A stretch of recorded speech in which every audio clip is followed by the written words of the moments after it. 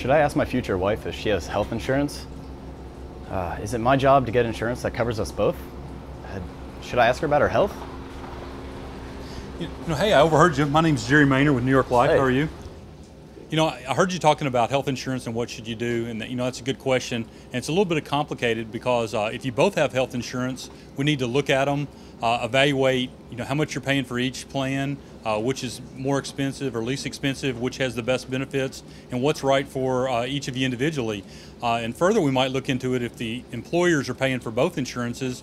It might make sense to keep both of them in place until you have a family. But irregardless of that, if you keep both insurances in place, both health insurances, one's going to be primary, one's going to be secondary. They're both not going to pay. One would pay the full benefit, and then once it exhausted then the second insurance would pick up, the second company would pick up. So you have to take a full analysis of each one, figure out which one was best for both of you, and kind of pick from there. Should we buy or just rent for a while? Hi. I'm Denise Ruiz with Century 21 and Team Wilson, and I'd love to answer that question for you. Of course, we'd like the opportunity to sit down with you and your new bride and discuss the possibilities of both renting and buying, and show you the options and how those both equate out for each other.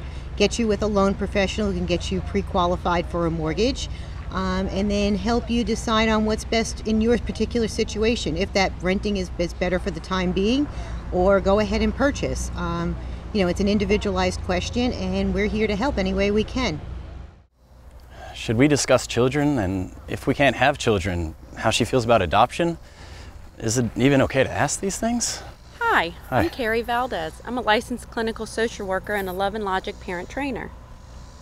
That is definitely something you should talk about. Children are very important, and if you want to have kids and she doesn't want to have children, that in itself can be a deal breaker in a relationship.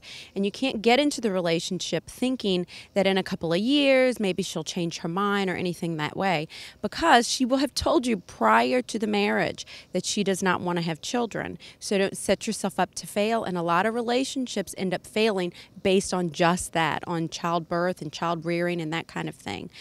Adoption should also be part of that conversation. Is she willing to adopt? She might be willing to have children, but may not be willing to adopt. Or she might only want to adopt and not want to have her own children. So are you okay with either one of those? But these are definitely things that you want to talk about, because it is life-altering, big picture stuff, whether you're going to have children or not have children. Does my bride owe any money on her back taxes? Does she have any criminal or lawsuit issues? Is this really any of my business? Hi, I'm Donna Green of Green Family Law Office. Hi. As a divorce lawyer, I can give you the short answer. Absolutely, yes, it is your business.